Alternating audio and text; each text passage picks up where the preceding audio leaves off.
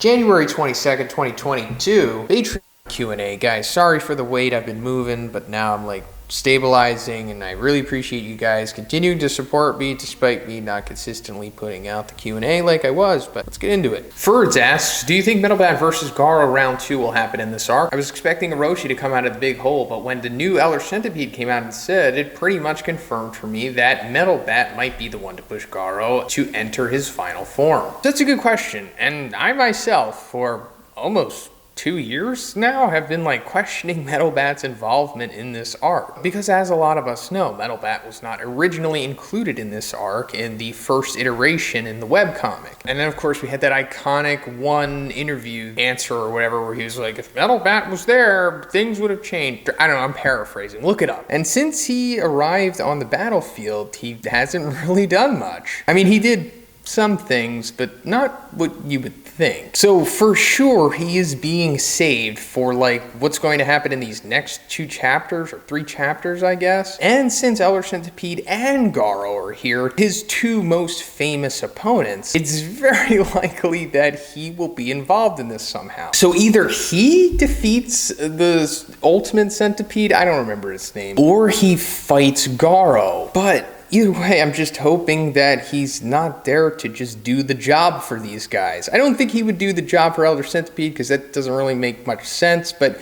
him doing the job to Garou makes a lot of sense. Because, you know, once Garou awakens, he's going to destroy anyone left standing that's not Saitama. And I'm pretty sure Metal Bat is going to be one of them. And that being said, what does Metal Bat do before he does the job? And I'm hoping that we see some of this mythical Metal Bat power. His power approaches infinity, or whatever it said in the data book, which is very hyperbolic. By the way, the data book is currently being translated by Vib. When it is finished, I will make a video about it. But me personally, I would like to see Metal Bat either go to his alleged potential or whatever the true power of Metal Bat is, and maybe he takes down the new Elder Centipede for some reason because Garou gets sidetracked, or he helps Garou take down the Centipede. But if that doesn't happen, and Garou winds up like awakening because of his fight with the new Elder Centipede, then we might get the Metal Bat versus Garou rematch at that point,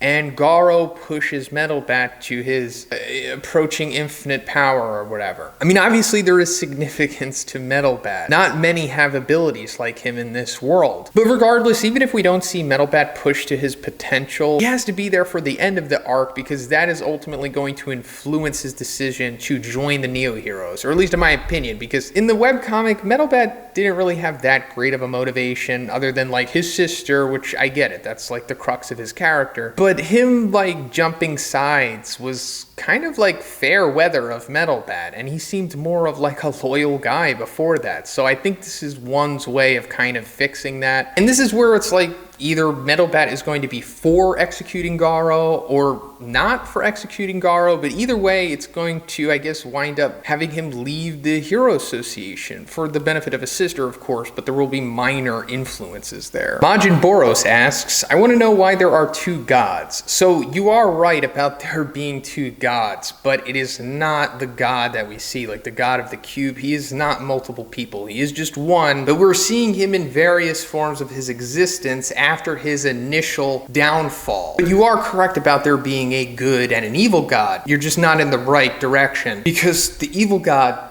is God, but the good god is Saitama. Garrett M asks, do you think Death Gatling's crew would have a chance of taking down Deep Sea King hydrated or dehydrated? So I think if they came prepared like they did against Garou, they would have a similar shot of taking him down that they did against Garou. I mean, I don't see why not. But I think that Deep Sea King, especially in his hydrated form, looked way more impressive than Garou did. Yeah, I get it. Manga power scaling says that since Garou fought a stronger version of Genos that fought Deep Sea King, Garou is stronger. I get it, guys, but you know, he just looked better. One Punch Man Needs More Watchdog Man asks, have you seen the Death Battle Saitama versus Popeye? I thought it was hilarious. To be honest, I haven't watched Death Battles since I was like in high school. That kind of content doesn't really appeal to me anymore, especially since I became Zhoniin. Almonte asks, what do you think would be a really good premise for a manga storyline that hasn't really been explored yet? Have like a manga take place in America. Maybe there are some niche ones that have that premise, but I don't know of any. And yeah, I get it. Manga manga is supposed to be Japanese, but I'm just answering for the sake of the question. Extinction Team 75 asks, who do you think Metal Bat would like to do a work studies with in the My Hero universe? It's hard to like guess what Metal Bat would want because he's such a weird character with an odd personality. And I would say that it seems like he's not really too on board with authority in general, so that's even more difficult to figure out who he would willingly want to work under. And it would ultimately come down to whatever he saw best for his sister. So maybe he would work with like Third Kind, the guy that Kirishima and Tetsu did their internship with, because he seemed the most kind of aligned with like Metal Bat's demeanor. Sean H asks, what is Shinso's purpose? Do you think he could potentially be the cornerstone of the heroes going into this war by using his quirk to separate One for All and Shigaraki's minds? Yeah, I do think Shinso's purpose ultimately comes down to his role in the final arc of the series. I made a video about this a couple weeks ago. Shinso and Eri and a few other characters are essentially just vehicles to house these abilities so that Izuku can get them at the end. Arthcadus21 asks, who do you think would win between Platinum S and Elder Centipede and Neon and Goketsu? Platinum S, I guess, has to defeat Elder Centipede at this point because he's so ridiculously powerful and the power scale has altered so much since Elder Centipede was around. And Goketsu, I think, would destroy Neon. Samurai asks, now that Zoro has his new form, where would you put him in terms of strength? I feel like you already thought he was stronger than Law and Kid one-on-one, but how do you think the new Zoro would do against Big Mom or Kaido one-on-one like Luffy is doing? Well, I for sure think Zoro could take Law or Kid one-on-one, but I don't think he's quite on the level of like soloing somebody like Big Mom or Kaido yet. I mean, Luffy honestly shouldn't even be able to defeat Kaido at this point, but it's battle manga and he kind of has to. And he's going to defeat him with his Devil Fruit Awakening, which otherwise I don't think he would be able to defeat Kaido without it. Unless Zoro was like 100% full power on his best day and then hit Kaido with the Ashura point blank, full power, and Kaido is like, I don't know, having an off day. That's like the best chance he has of taking him down. Little Ferrari asks, I just wanted to say I really liked your One Punch Man / Hellraiser video. Hey, thank you, Little Ferrari. I really appreciate that. One isn't the only author that took inspiration from Hellraiser.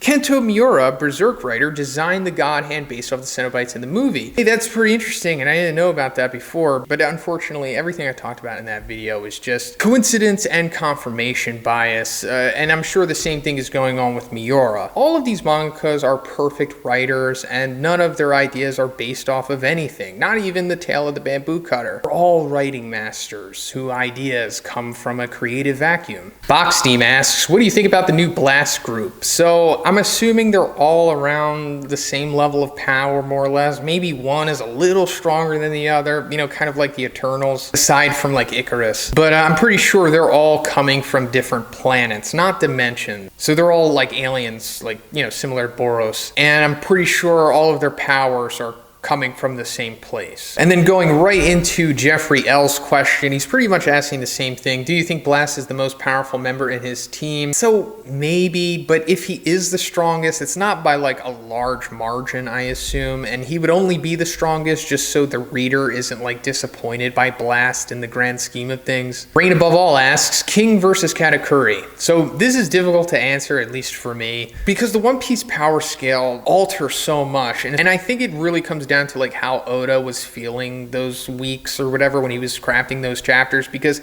Katakuri's future sight is truly insane still to this day, and no other character has really had it illustrated the way that Katakuri has. So does that translate to the One Piece power scale now? Can he see like that insane future sight with everyone as where he would get the advantage on them like what they did with Luffy? I don't think that's necessarily the case, because he's altered Luffy's future sight, which was seemingly on the level of Katakuri at that time. So I don't know, King would probably beat Katakuri, I guess. But then again, we'll just have to wait to see Katakuri when he shows up in the final arc. Asuka0206 asks, why do you think Blast is being presented so early in the story in the manga and in such a clear and blatant way? Do you think Murata's and One's plans are for this character? So Murata doesn't have any plans for any characters, and if he did, they're irrelevant because One is the writer. But I'm pretty sure One decided to introduce Blast earlier because it's just better that way. And also, he's altered the story a lot, in the last 2 years. Like, I'm pretty positive Blast didn't originally have these abilities that he has now, and the lore of God and all that stuff altered too. But Blast isn't really that important, like as much as you would think. I mean, he's awesome, don't get me wrong. Maybe one of the coolest battle manga characters there is right now, but his ultimate purpose is to be like a Kamina,